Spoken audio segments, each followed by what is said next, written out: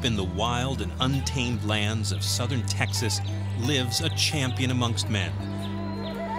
A new breed of gunslinger sworn to protect the border along the 113-mile Rio Grande. Every day, more than tens of thousands of vehicles pass from Mexico into the United States. And with many of those vehicles come drugs. Providing the first line of defense is our hero, a U.S. Customs officer named Popsicle. Popsicle's a Staffordshire Terrier mix.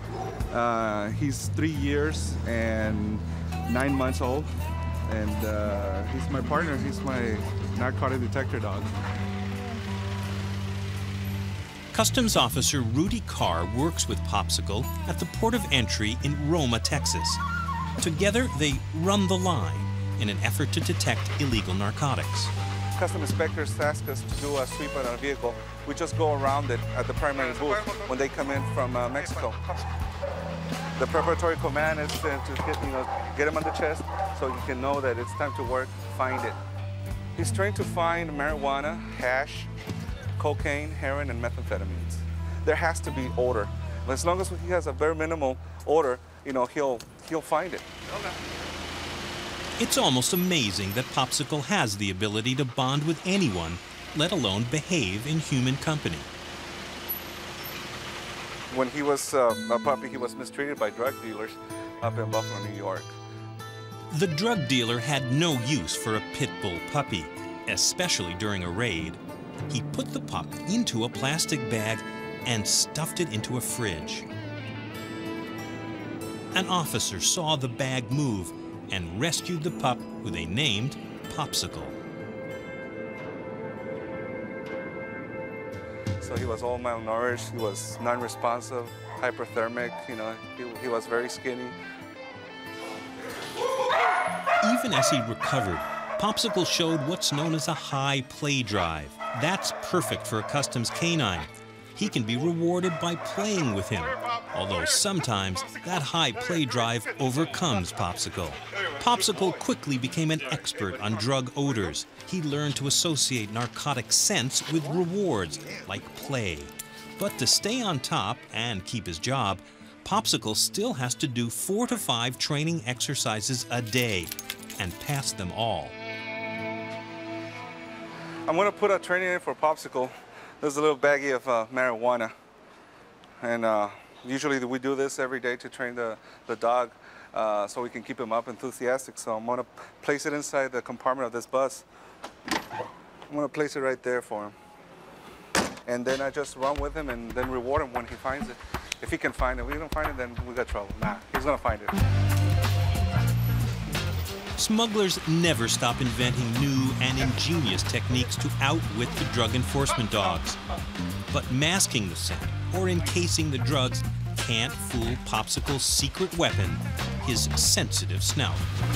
Popsicle has even detected a large quantity of marijuana concealed in metal boxes welded inside a gas tank. Good boy, good dog, good dog. Come on, buddy.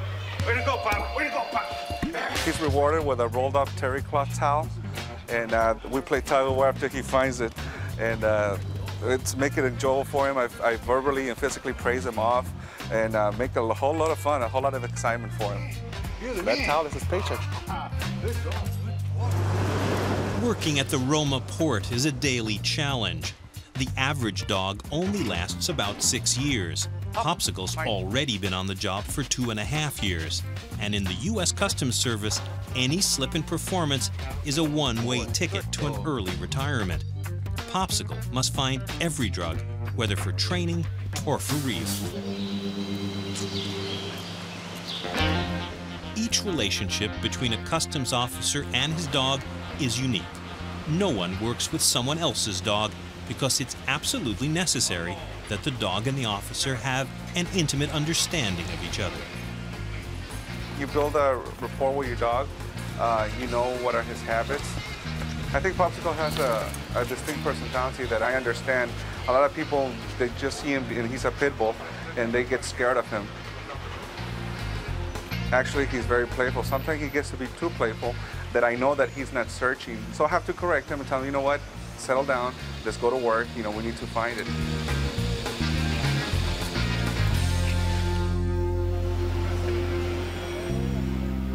A customs inspector pulls over a vehicle that he suspects contains narcotics. Rudy and Popsicle have to make what is called a secondary or intensive inspection. Rudy and Popsicle's continuous training is about to be put to a real test. I'm gonna go do the sweep. When I do the sweep, I'm gonna put him inside the vehicle, okay? Then he's gonna go do what he has to do inside. He's gonna come out, then I'm gonna put him inside the trunk. Finding a drug odor is called an alert.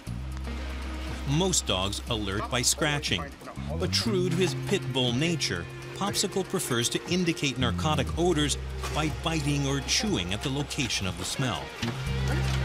Good boy, good dog, easy. Good boy, good boy, good boy. If Rudy weren't quick to intervene, Popsicle could rip the source of the suspicious scent to shreds.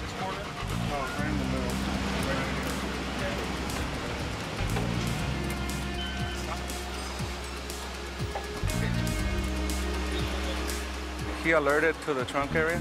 Right. But with this time, you know, with further inspection, it didn't reveal anything. The odor was present. You know, at some point, maybe this vehicle had something, and it was dropped off before it crossed the border. It's because he alerted and aggressed to the spare tire area. He started biting and scratching at the same time. So there's odor there, but it's no narcotics. Oh well, we're still trying.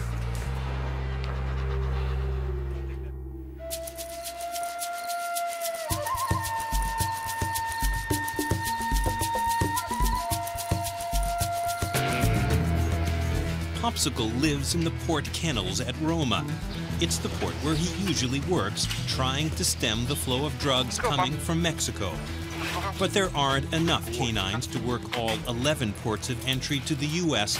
along the Rio Grande. So dogs like Popsicle are sent to remote border crossings to keep the drug smugglers on their toes. But the border is long, and the quantity of drugs staggering. We're at the port of Los Ebanos, Texas. As you can see, it's the only hand-drawn ferry left in the United States. The volume of traffic, you only get like 3 cars at a time. It's kind of relatively slow traffic, but we still have a good quantity of narcotics trying to pass through this port of entry.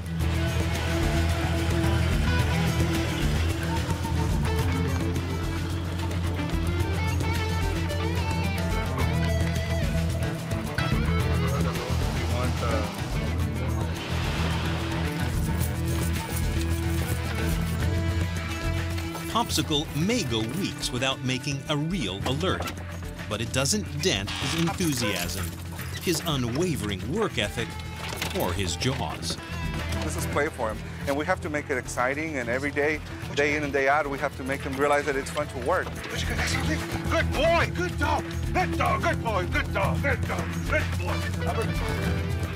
Down alert. Good boy, good dog. That's my pop. Good man, good man, good dog.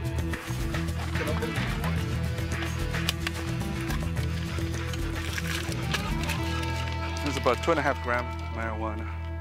And this is just different scents, just salt and pepper, just to have different scent. What you got there, boy? This was another planted test, but only Rudy knows that. A visit from Popsicle is a surprise and a deterrent. Go ahead, bud. Yeah. Cars often make a U-turn on the Mexican side when they spot Popsicle with their binoculars across the 30-foot wide Rio Grande. Come here, boy. Yeah. Because Popsicle has a reputation. Hump it, boy. Hump it, boy. Hump it. In 1998, one of the thousands of trucks crossing the border pulled into the inspection dock.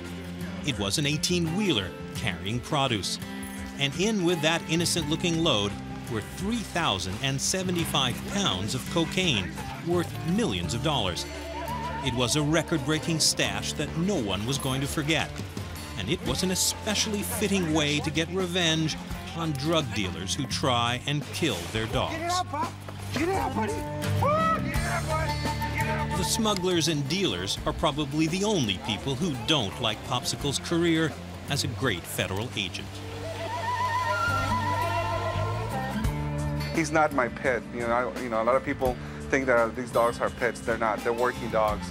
But we developed such a bond that I miss him, and I look forward to coming back to work every day. He gives me my kicks when I work with him because he's such a great little dog. And hopefully one day, you know, when he gets up to the time of retirement, that he'll become my pet, and I'll give him a plushy life.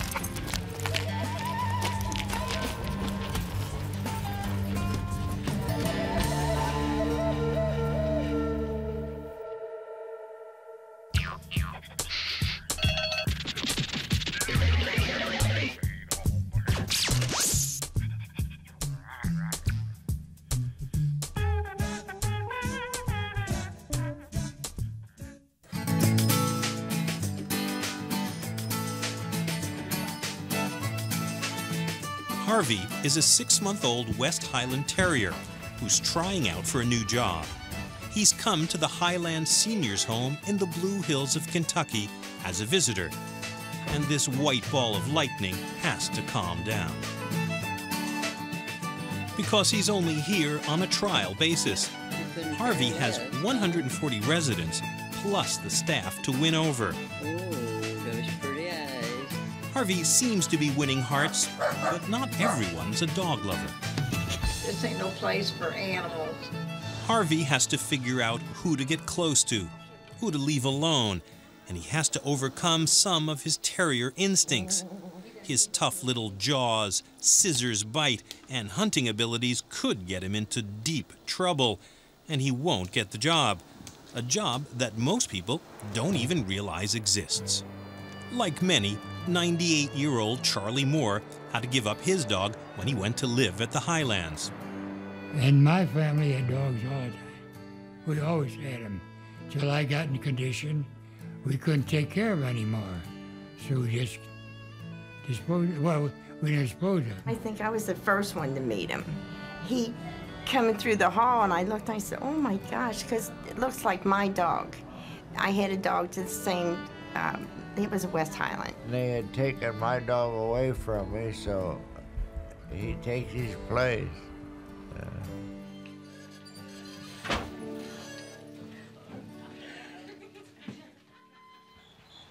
A local pet store brought Harvey to the Highlands for a one-day visit. His ability to relate to the residents and figure out who he could do what with was immediately apparent. That's our baby. Yeah. You want to pet him? Catherine Fry, a therapist at the Highlands, is watching Harvey carefully to see if he gets to stay permanently. And there's a lady who cries all the time, but the minute she sees Harvey, her whole face just lights up and she smiles and she recognizes him.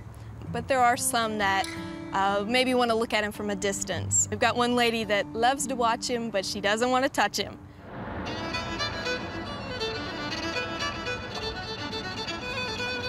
Right now, Harvey goes home with a staff member on nights and weekends. Life there involves a cat, but Harvey's good nature gets him through the ordeal. Although once again, his terrier instincts take over. If Harvey survives his trial period, he'll live at the Highlands full-time.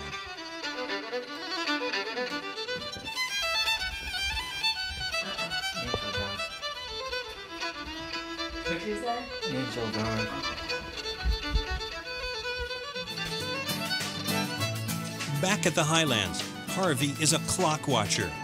As a hunter, he instinctively knows if it moves, catch it. Come on. Some of his other instincts from the cairns and burrows of the Scottish Highlands appear to help in his job. He can ferret his way through a tangle of wheelchairs to reach for a favorite resident. Harvey's real name is Sir Harvard Winston of the Highlands. Very Scottish, consequently very fitting. But as soon as the residents got a look, they quickly renamed him Harvey.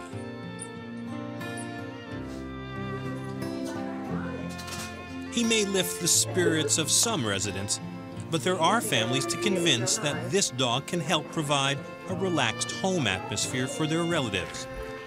And the staff may smile now, but Harvey sometimes makes more work for them.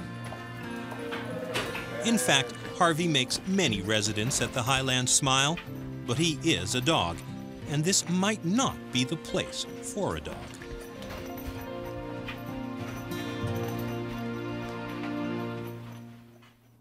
He's now been at the Highlands for 4 months, and Harvey seems to be fitting right in. He doesn't shed, so he can jump around all he wants. And that energy encourages activity, although the daily volleyball game suffers losses. We had a little problem with volleyball with Harvey. At times, he uses his paws, the toenails. Boom! So far, I think he's gotten 3 of the balloons. Harvey is moving from easily distractible, cute puppy to an independent patrol dog. A wheelchair topples. Elmer Bayer is thrown to the ground and left helpless. I had a little misfortune. I fell, and Harvey summoned some help.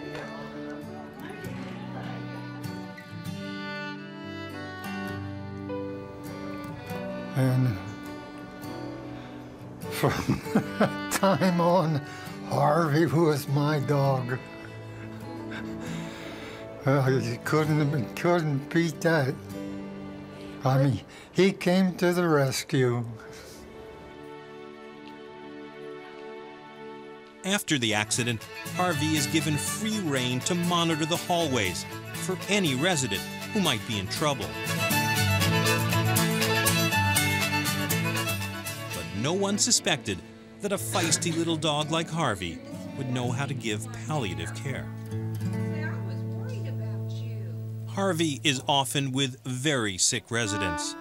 He lies on their bed for at least an hour so they can quietly cuddle him. With the dying, he just knows what he's supposed to do. He has a gift for this work.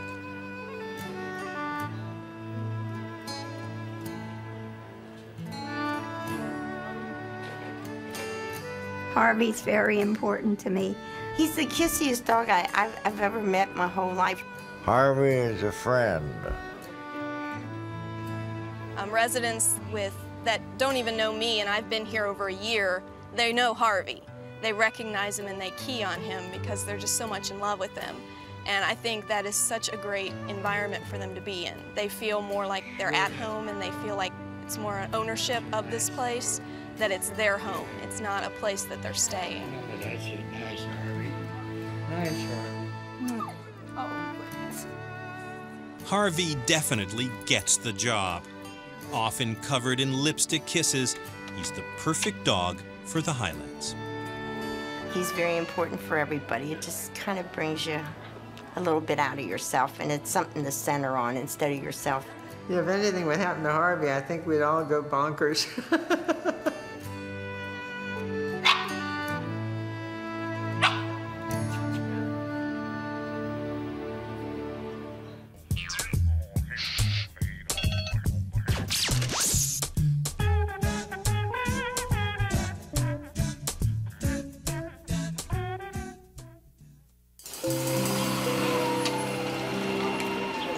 To the golf lovers of Hudson, Ohio, nothing is more enticing than a picture-perfect autumn morning. But with the fall comes a golfer's nightmare. It's the annual invasion of the long-necked northern tourist, known as the Canada goose. These majestic fowl create a mess of golf courses by eating the grass and paying for their dinner with slippery and unsightly deposits that damage the fairways and greens. The solution? A 9-year-old border collie named Tatty.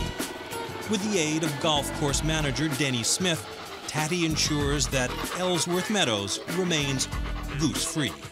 Tatty will spot the geese quite a distance away. And with that, she gets very, very excited. She'll start quivering and whimpering a little bit. And then as we get closer, we'll start talking. Katie stays. She'll know that she has to stay and wait until she's under command. And once we get to that point, she'll get off the cart and make decisions herself. Sometimes it's just strictly a stealth move that intimidates, makes eye contact with one of the guardians of the geese flock, and will upset the geese enough that they'll take off on their own at that point. Other times, Tatty will have to move right in with them. She'll go into a scatter mode, which is separating the flock up. When they're in the water, she'll go into a herding mode, where she will go in swimming after them and start breaking them off into smaller groups. And as she's breaking them off into smaller groups, again, they're frustrated because their unit is being disassembled. And at that point, they'll fly away.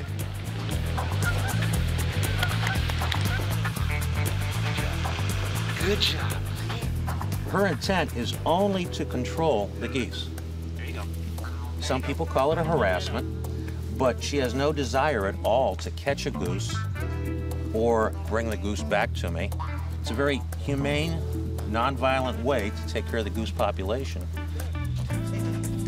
Most of the golfers are now familiar with Tatty and know she's here and come in and look forward to seeing her. And on any given week, we'll probably have 4 or 5 people stop by to see the dog with no intention of playing golf at all. She's a smart animal. She knows her job, knows how to do it well, and loves doing it. We'd all be better off if we loved our jobs as much as she does. For her, it's a real pleasure to get up every morning and go do her thing. We call it work, and she just has it as her way of life, and she loves doing what she does.